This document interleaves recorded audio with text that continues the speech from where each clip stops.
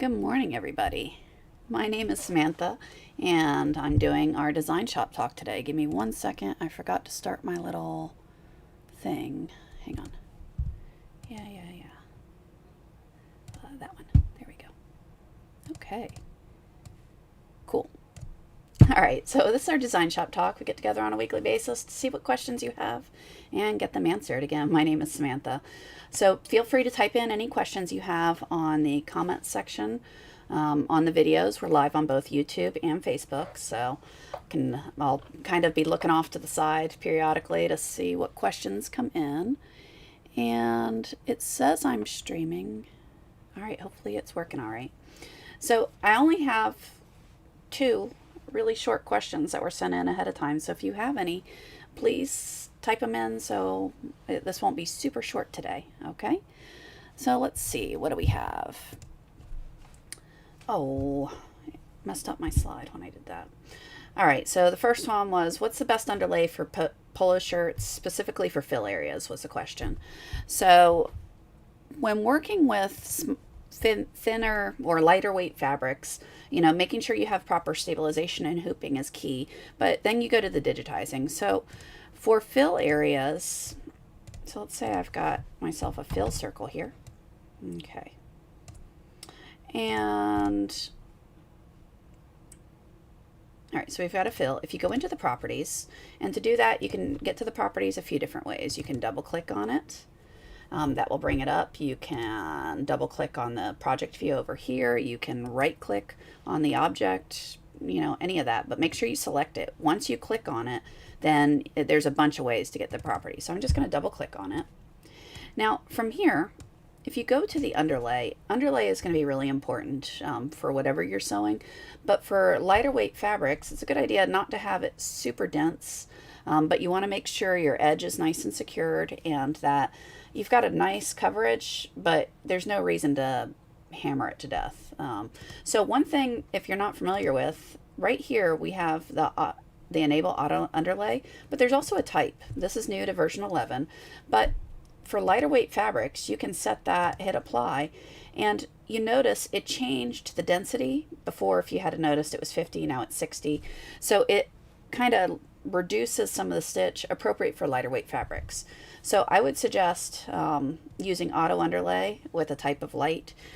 If you've got smaller elements, you may, keeping with that will work because it'll automatically adjust to whether you need an edge fill, a zigzag, those sorts of things. So the auto underlay works really well. I would just suggest using the type of light when you're working with lighter weight fabrics like your polos. Good morning, Lorena. Okay. So the other question was, how do I get rid of the extra nodes, is what they call them. It's, if you've seen them before, it's these like little dotty things. So those are jump stitches or connector stitches that are generated within the different softwares. So you can delete them a few different ways. Let me go and see. I didn't pull one up, but most of these files, trying to find one that has a bunch of them. That one is going to have a bunch. Okay. So this is just a design I bought, I think off of Urban or off of Embroidery Library. I don't know. It's a design I purchased. Okay. So what you'll see is when you turn it to 3D, those all go away, because they're not going to sew. But if you're trying to select one element, like let's say I want that dragonfly, well look, it makes it difficult because you've got to make sure you have those connector stitches so it missed the body and the eye, which is not the end of the world, it's just annoying.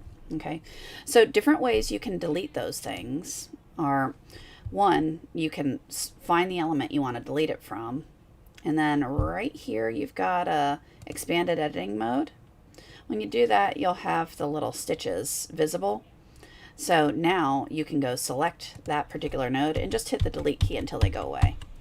That's kind of slow going. A faster way to do that would be to select whatever it is, and once it's selected, yeah, that one has them, I would come over to the stitch tab. So down here, there's a stitch tab, and if you scroll, you'll see these things that have JMP. Those are jumps. So if you just select the first one, hold your shift key, and click to the bottom, and just hit the delete. You delete them all. So you can scroll through this list and just find them, but you'll notice this stitch list is every single stitch that's made in the file. So every needle penetration. So scrolling through that can be a little bit tedious. So what I like to do is just click on an element and it will take me straight there. And then I can kind of navigate my way through. Make sure you don't delete. This is your normal stitches, so you don't want to do that, but just delete the jumps. So that's literally all you have to do is select on something, hold your shift key down, hit delete. Okay, so I did a left click on this one, held my shift down to the bottom and hit delete. And you'll see it's just, you know, deleting away those jump stitches. Hold the first one, shift down to the bottom, delete. Okay. Good morning, Timmy. And on YouTube, Cheryl. Let's see. When we have so hopefully that answered how to get rid of these jumps. So those what was in the question, they were referred to as nodes, but really all those are movements that are programmed in for different brand machines. They have to be there, so it's automatically generated in the softwares when they go to save out the files. All right. So on YouTube, we have a question that was typed in. It says, when using the foam arrow stitches, is it better to create the circle, rectangle, square, and then convert? I'm having issues creating individual shapes. It doesn't want to connect cleanly. So the connections work really nicely on your curves and when you close shapes. So it really doesn't matter if you're generating them first or if you're playing connection games. So what I mean by that is, let's see. So if I'm coming into walk, I'm going to change it to decorative, change it to the faux. Where is it? It's here. I know it is. I'm going to do foam arrow 2. So let's say I do line. I'm going to do a curve down to another straight line, holding my alternate key to keep it straight. Do another curve. This is an ugly shape, but oh well. Do another curve. All right, now here's a trick I can show you. To close the shape, rather than clicking near there, right, what you can do is hold your shift key down and hit enter, and that will automatically close the shape so that this start point connects up nicely. All right, so that's one trick when you're drawing your own shapes. Use the shift enter because that will make it close exactly, and it'll get you nice, clean connections from where one thing starts to where it ends when you're trying to marry up those 2 points. So shift enter is a good thing to do. If you're working with sharp corners, you'll notice sharp corners don't, and again here, I'm going to hold shift enter. Sharp corners are strange, and that's because of how the stitch is. So you're going to have to split the element and move them around to clean up those corners, or you're going to have to manually digitize in those areas. It's a personal preference. I would suggest zooming in on whatever area you're trying to clean up for a sharp corner, selecting your point, and then splitting element at selected point. Once that's split, now I can move those nodes around to get it to come out a little bit cleaner, if you will. So I'm going to move that guy up. Yeah, that'll do good. All right. So like that. So now I've got a clean corner here. I just need to do the same thing on those. Yeah, shift enter is fantastic for making sure your start and end points. And that works with your walk tool. That works with your single line center. So same deal with single line center. If I want this point to exactly connect to that point with a straight line, I hold shift key, hit enter. It'll close the shape. And there we go. So it's not just with your foam arrows, it's with any of your line tools, if you will. Okay, so your walks, your single lines, they all work the same. All right, so let's see, any other questions typed in? Not yet. All right. So this one, why does my machine stop when working in the process of getting letters applied?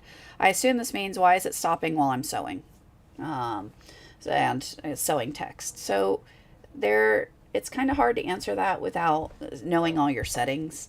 So a few things to consider, to think about, would be, what is your active feed? Okay, so active feed is what's feeding the thread, whereas on traditional tension machines that have the two little discs that push together, the thread's dragging through the discs. Our machines don't work that way. It's feeding the thread automatically using a sensor. So if you have your active feed number set really high, it's going to be pushing a lot of thread. All right, so let's say I'm just going to make up numbers. Let's say it's pushing 2 inches of thread and all you need is 1/4 of an inch. Well, it's going to think that there's a thread break because the top thread's too loose. So if your number's really high, it might think there's a thread break, when in reality all you need to do is lower your active feed number a little bit. If your bobbin tension is super loose, all right, so if you take it out of the pigtail, grab your thing, do your yo-yo drop, or better yet, put it in the tension gauge and pull it, and your tension is super loose, again, it's going to, when it goes to make the stitch and pull the bottom thread, it's not going to be tight enough that the sensor is going to go, hey, there's no thread here. Well, there's thread, it's just too loose. So it's going to stop. So those are kind of obvious things to check, is your active feed settings and your bobbin tension, making sure they're appropriate for what you're sewing. There are tables within the manual that give you suggestions on where to start at, because it does vary by machine and by what software you're running. So if you're running V10 versus V11, if you're running an XTS versus an EMT16X, so the numbers do vary from machine to machine. So it's not one size fits all. It really depends on what model you're running. So those would be the first things I would look at, would be your active feed settings, your bobbin tension, and making sure it's appropriate for the material. And like I said, you can always go to your manual, which is, here I'll show you. This works the same as in DesignShop as well as in OS. You'll see there's a question mark thingy here. So right here, that question will bring you to the manual for whatever it is you're working in. So in this case, I'm in DesignShop. So it takes me to the DesignShop manual. But from the OS, if you go to that same manual, it'll take you to there, and you can look for active feed or material thickness, and it'll take you to a little table that has some suggestions for you. Okay, so we have another one on YouTube. It says, good morning. My question is why my design is always not center but closer to the left side, even when I use laser alignment. Okay, so again, if you have a sample design that you can email us, I can look at it and give you make sure this isn't it, but let me give you some things to look at. Okay, so if I turn this off, right now, if I just look at this, I go, okay, there's my design. I send it over to my machine, and I go, hoop bullseye, and it's not centered. But I told it to center. What's happening? Well, right here, this is again within DesignShop, but it's the same thing in OS. Here's my design. And you'll notice it's currently offset. That's because the design isn't centered on the origin here. Okay, so you'll see I've got my little crosshairs. So when you set up your actual sew file, you need to make sure your design is centered within that.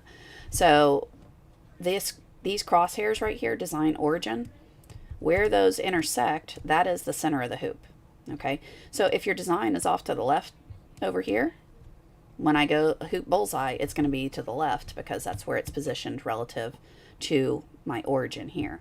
So if I want it to center, there's a really easy way to do it. Right here you have center design, this little button. So if you center it, now it's centered. So when I send it, hoop bullseye should center it. Okay, even with laser alignment, it's the same thing. If my design is off center, yet I use laser alignment, well, it's going to center it to this location right here. So my design is going to be off to the left, which isn't what I want. So you always want to make sure you have center design. Now, if you forget to center it within DesignShop, you can always do that in the OS. That same button exists under the color setup area over here, where I don't have a machine hooked up to this computer at the moment, so I can't bring up the OS. But over there, where you set your colors, underneath that, there is or over to the right, there's a button that looks just like this one. So if you forget to do it in DesignShop, you can always do it within OS. Keep in mind it doesn't save it, so you'll have to do it every time you reload that. All right. So let's see. On Facebook, we got some questions now. When sewing a letter P on thin shirts, how would I stop it from tearing out the middle of the letter? You can use smaller needles and smaller thread. It really depends on the size of the letter that you're trying to sew. But going down to like a 65-9 needle might help you in those cases. Making sure that you don't have burrs on the needles, so you're using new needles. I've noticed I get more shredding when I'm using older needles because there's little burrs and things on there, so it tends to break the fibers up a little bit more. You can reduce your density, so rather than having your density at 3.5, maybe try 4.0, those sorts of things. That's kind of what I would suggest to start with. Frank is also asking, can I set my origin at the bottom center of a design? Yes, I do that a lot personally. So let's say, all right, let's say I want to sew this over a pocket. Okay, the origin is always going to be on this red line right here. Okay, oops, I wanted to turn off the hoop. So here, so if I have my text or whatever my design is on top of that line, then my origin is going to be the bottom center. Well, if I'm sewing this on a pocket, let's say I want it to be 1/2 inch above my pocket, and I'm going to use the pocket as an alignment. Well, what I would actually want to do is move my design up so it's 1/2 inch above that origin line.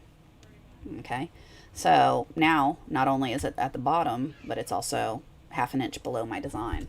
So when I align to the pocket, laser left, laser bullseye, it'll rotate in center, and when I go to sew, it'll be perfectly 1/2 inch above my pocket.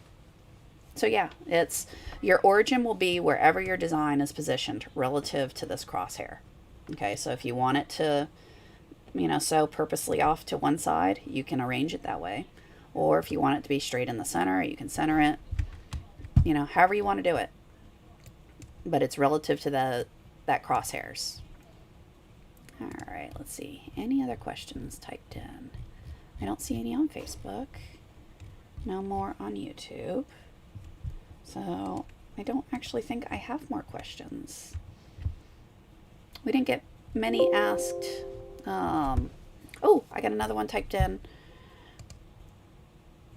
on Facebook. Let's see. In a 16 by 16 hoop, the origin line is not centered. Can I set it up so it's at the center crosshairs? Some of those bigger hoops have to be offset because of they just have to be. So I don't know all the specifics on them, but let's see.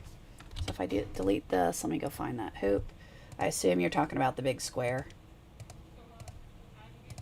So if I turn on the hoop, no, that one's centered. Yeah, so it's centered. I'm not sure. Brenda, if you, which is that the hoop or is it a different one? Let's see, is there just a straight 16 square?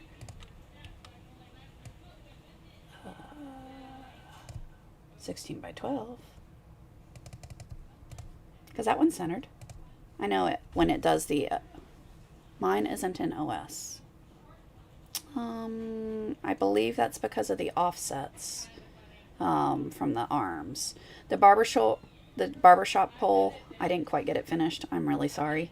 I'll see if I can get it recorded and get it posted. Posted before next Friday, so you don't have to wait so long. I didn't quite finish it. I got tied up this week. Brenda, I don't know. I'll have to ask on that one. What other questions do we have? Oh, what are my grid settings in DesignShop? All right, my grid settings, to get to the grid settings right here, you'd right click on the grid, and there they are. This is the defaults that when you install the software, how it is. I like it, so I just left the defaults, but you can change them to whatever your personal preferences are. I like the 1/2 inch for the dark lines, and then 10 subdivisions between, so I choose to have both grids, my vertical spacing 1/2 inch, and then the subdivisions of 10. Okay. right, any other questions? Because I don't have any that were sent in, so a quick scroll. I don't see any there, none there.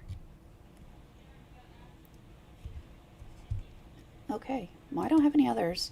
I hope everyone has a fun, safe holiday. I know I'm not sure if they're going to have any lives on Monday because of the holiday. I don't know. I haven't talked to anyone. A lot of them are on vacation for the rest of the week, I believe. But, okay, I answered that. But I will be back next week to answer any questions you can type in. When we post these threads, or as you see, you can always ask them live. I try to keep up with them. But yeah, send us a note. We'll try to get your questions answered. Everyone be safe, and I will talk to you guys next week. All right. Have a fantastic weekend, everyone. Bye.